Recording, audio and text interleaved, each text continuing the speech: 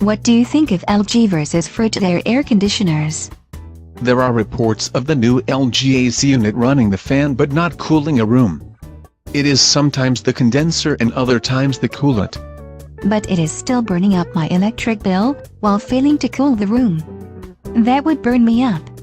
LG air conditioners have problems with Freon loss. That or the factory never put Freon in it in the first place. Do you really think their quality control is that bad? LG air conditioning units have a tendency to just shut off after a few minutes of running, and you can't start it back up for half an hour. The motor could be overheating.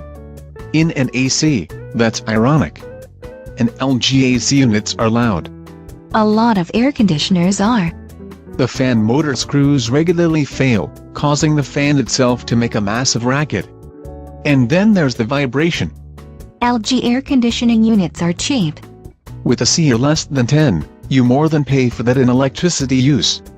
And to top it off, LG makes decent DVD and DVR, but the remote with their AC is just dead weight. So much for an LG air conditioner. Frigidaire is not bad. I think their name is based on a century of making air cold. They have some of the top-selling window air conditioners in the country. How are they rated? Frigidaire air conditioners are energy efficient. However, this means they won't put out a stream of 50-degree air when it is 100 outside. I don't think any modern air conditioner will, because of energy efficiency guidelines.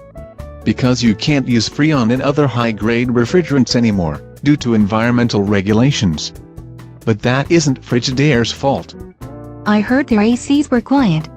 The fact that they can cool a room without blowing your budget should quiet your nerves too.